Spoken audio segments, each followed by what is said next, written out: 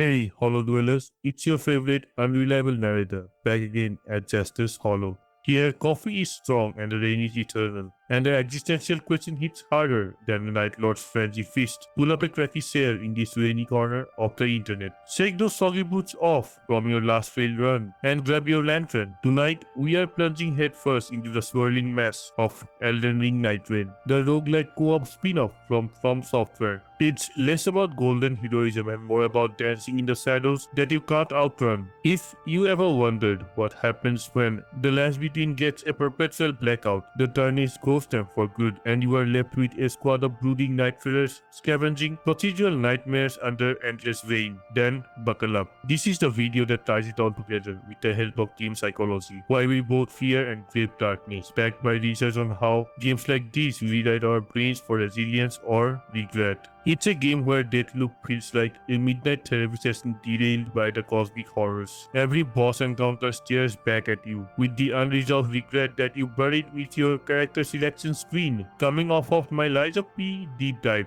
on what makes a puppet real through lies and consequences, Nightreign flips the script. Here, becoming real might mean embracing the endless darkness instead of lying to keep the lights on. Drawing from self-determination theory SDT, it taps autonomy in choices, competence in mastery, and relatedness in co-op, core psychological needs to drive engagement or frustration. Right out of the gate, let's see how Shadowy stays with a nod to game design science. Nightreign is not just another Elden Ring DLC or sequel, it's a bold alternate timeline branching off of shattering chaos. In this world, no Tarnish ever answered to the Archie's call, and the world's fragile order shatters into something far more intimate and terrifying. Imagine Limgrave reimagined as Limvale, a drenched, decaying realm where Gothic spires pierces the perpetual stormy clouds. The ground squelches with the weight of the forgotten gods. No earthly becoming a grace like a judgmental spotlight. Instead, the primordial night, a cataclysmic veil woven from the outer god of night, engulfs everything in cold hunger and mystery. It spawns Night Lords as the eldest overlords who rule over the fractured domains. The Lords paints the night not as the villain's curse, but as the original sin of the Golden Order. It was suppressed by the Queen Marika and the Greater Will, out of sheer terror of what lies beyond their radiant control.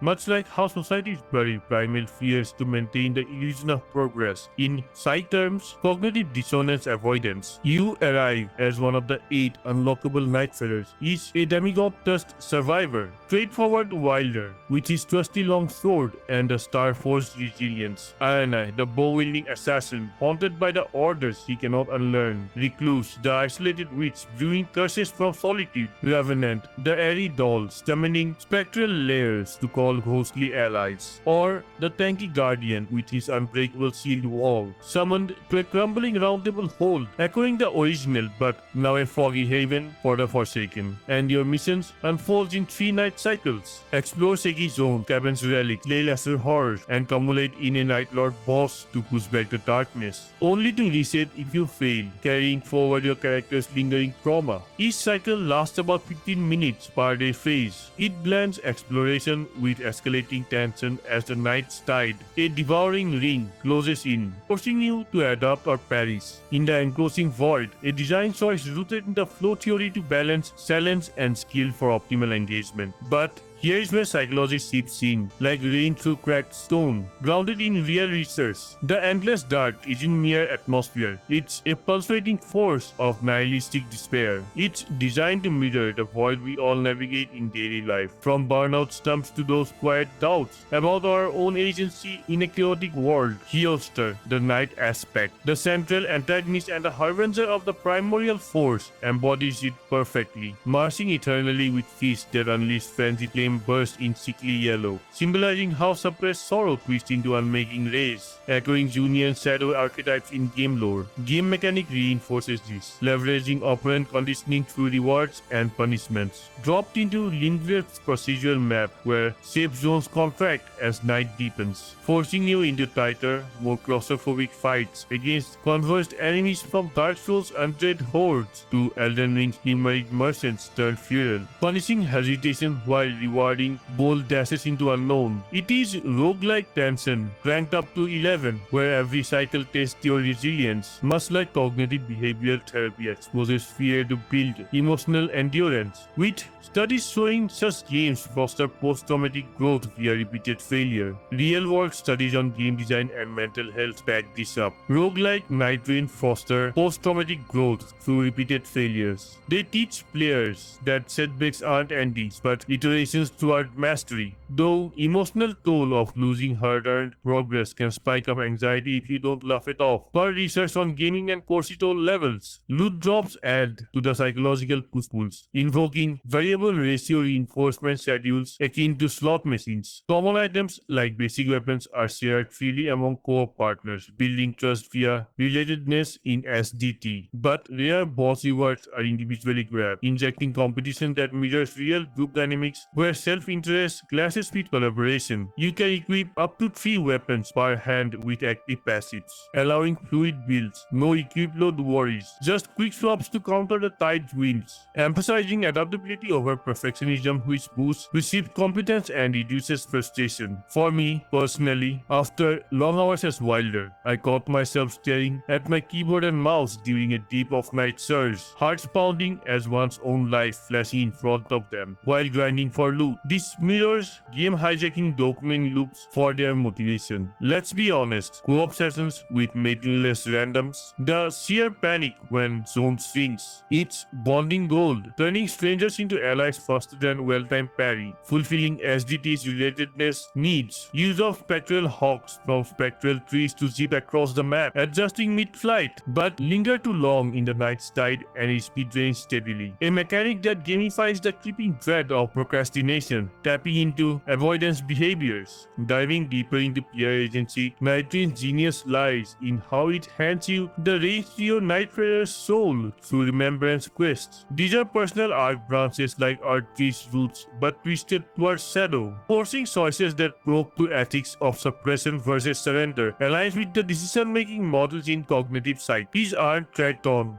they weave into the cycle, unlocking as you bond with your squad in the hold, revealing backstories that humanize these demigod regents, and ties directly to the game's ending, enhances the narrative immersion for emotional investment. Take Iron Eye. His Remembrance explores tension between rigid orders and chaotic freedom, where you decide whether to uphold a fractured vow to a long-lost mentor, lying to your team about the relic's true power for the greater good, or separate in frenzied liberation, potentially locking the endless night's path. A bittersweet acceptance of the dark as home, reflecting cognitive dissonance in mortal choices. Or Recluse, whose isolation-born magic culminates in Night of Love ending. Do you channel the primordial night into birthing a shadowy child from loneliness, embracing monstrous motherhood as redemption, or rejecting the preserved solitude, dooming the cycle to repeat? This probes attachment theory's secure versus avoidance style. Revenant's lair summons echo this, notes that calls ghost of the past, questioning if you are puppet to old wounds or conductor of new harmonies. With choices rippling into co-op dynamics like whether to share your spectral allies or hoard them in distrust, testing social reciprocity. Psychologically, it's a masterclass in decision theory. Each hover over the dialogue wheel mimics the paralysis of analysis, where overthinking agency leads to inaction, but committing, even wrongly, builds narrative ownership, akin to how existential therapy encourages owning your choices to force meaning from chaos, compared to Lies of Peace life system where flips splinter quests and shape humanity. Nightreign's agency feels more communal. Solo runs let you surpass your dark side for a clean dawn ending, but co-op forces compromises, where one teammate's reckless raid might keep the skill towards endless cycles, highlighting interdependent effects. Relics earned across runes provide persistent progression, altering costumes at Roundtable Hall, unlocking costumes from Dark Souls and Bloodborne for flair, but they can't override the Remembrance branches, keeping agency tied to momentary choices rather than meta grinding, preserving intrinsic motivation per SDT. I reloaded a save once, mid-Remembrance, sweating over Iron Eye's vow, tell the truth and risk team fracture, or bandit for unity. Isn't that a real-life fork? Integrity or survival? Research shows such dilemmas enhances empathy and moral reasoning. Merchant in the holds back room sells good with merc currency from battle, while smithing tables let you upgrade ornaments with stones. But these prep phases highlighting the psychological stakes. Over prep for safety or dive raw into the night. A classic autonomy competence balance. Now let's unpack the bosses and the metaphors for personal shadows. Through the lens of game science and psyche, FromSoft didn't just design Night Lords as damage sponges. They are psychological archetypes. Each boss fight doubles as confrontation with suppressed aspects of self, wrapped in the game's fever dream lore. Gielster leads the pack as the ultimate void incarnate. His phase transitions from slow deliberate thrust that build to an explosive frenzy orbs symbolize a slow burn of despair eroding your foundations, forcing dodges that feel like evading your own regrets, aligning with exposure therapy principles. In the shrinking zone, he adopts, summoning lesser knights to crowd your space, mirroring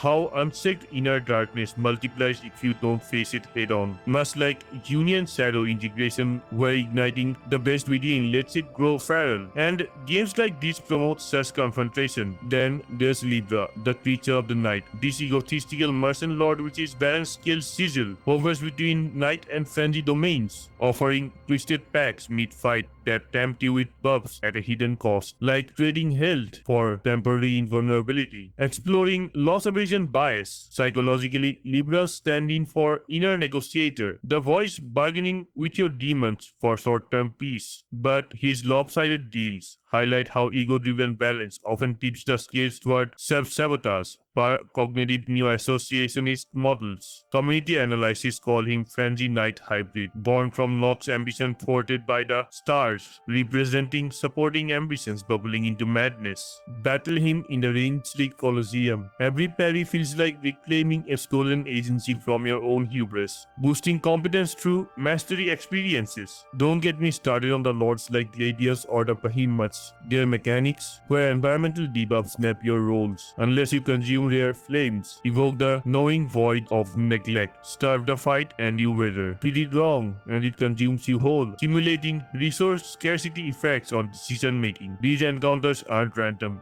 they're tuned to your Nightfarers lore. So, as recluse, your curse spells might pierce Libra's illusions easier, turning the boss battle into a personalized therapy duel, with adaptive difficulty fostering flow states. The third day skip exploration for pure bosses, pitting you against tailored horrors like Typhus, designed for 3-player synergy with attacks that punish solo divers, amplifying the metaphor of facing shadows as fractured self, enhances the relatedness group play, controls ties seamlessly, skills like Iron Eye Sar's Sword, and heavy attacks that stagger Night Lords, making every input feel like a deliberate confrontation with the dark, premiering aggressive scripts sparingly to avoid desensitization. Humorously, Revenant's run against Hollister might have the ghost pitted against yourself, so abandon the code or just bad RNG. Either way, it hits like every group project gone south, triggering attachment insecurities. Players in the Reddit threads describe it as Shadow Work Simulator, where landing the final stagger feels like catharsis, but wiping pure imposter syndrome, questioning if you are worthy of the dawn, linked to negative self-talk in the gaming research.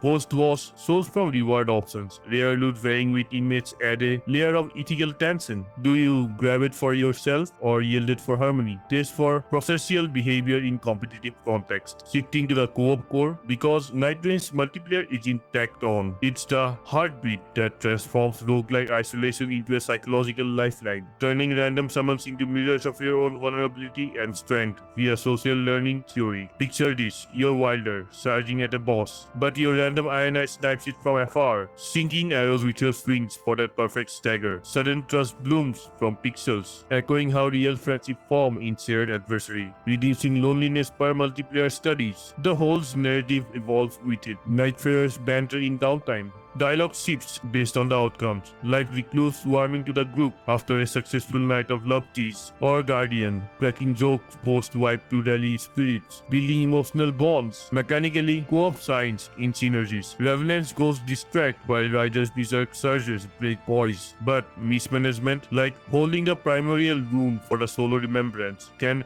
fracture the team, leading to endings where one player's suppression dooms the collective, highlighting groupthink risks. Psychologically, it taps into social independence theory. In endless cycles, relying on others combats loneliness. Studies showing multiplayer games reducing depression symptoms by 20 to 30% through vicarious achievements and communal venting. Yes, dark side lurks. Invaders or bearers add betrayal mechanics. Yes, there are people who might revive you and backstab you just for the laughs, mirroring life's unreliable bonds and forcing questions like, do I suppress my paranoia for the team harmony or let it isolate me, evoking trust erosion effects. The map lets you pin locations of your allies, sharing intel on point of interest or fleeing strong foes. Communication via pins turns chaos into strategy, but misreads can lead to wipe that sting like group blame, fostering accountability. Somewhere, someone's guardian might be shielding a revenant through the deep of the night, turning a wipe into a well, we will get them next. Pure empathy forced in failure, much like therapy groups where shared stories heal the endless dark within. For group therapy research,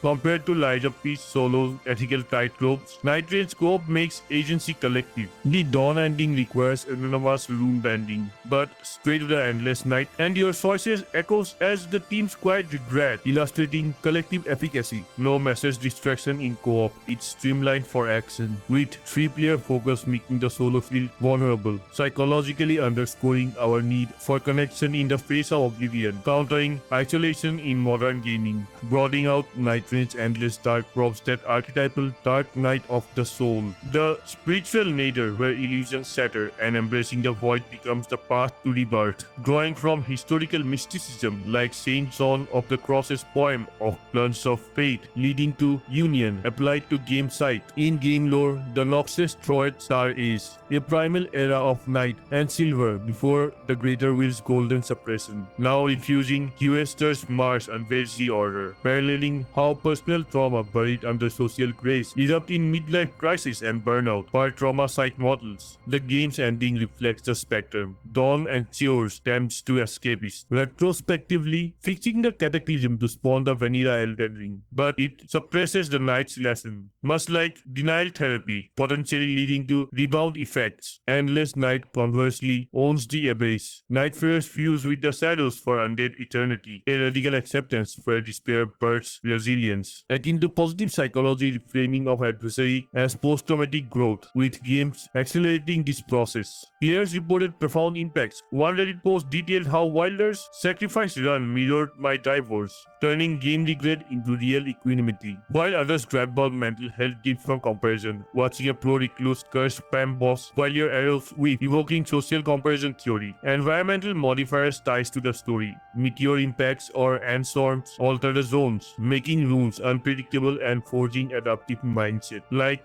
life's curveballs testing suppressed fears, enhancing cognitive flexibility. As a wrap-up to this rainy reflection, Nightreign isn't just a mere game, it's a psychological force, hammering agency of endless cycles, shadows from bosses and bonds from co-op chaos. Just asking, do you suppress dark for illusory dawn or integrating it to endure the night, backed by SDT and shadow work principles? Hesitation in Remembrance folks savor the discomfort of failed parry, because that's where the real story, the real one about you, unfolds, fostering all self-awareness, parasite research. For my future self replaying this game 5 years from now, and playing in future very quick also, I would just say, this is the meta. The ricest runs are the ones that scars you and shapes you, like a therapy through play. Drop your wildest Night Lord side takes, co-op betrayal tales, or please Remembrance write your soul in the comments. I will devour them, suckle alongside or at your expense. And rest assured, I will dissect the safest whole shards next time with tests of science. Keep your lanterns flickering and your shadows embraced and your cycle unbreakable. This is Justice Hollow, signing off from the drenched depth of the Limgrave.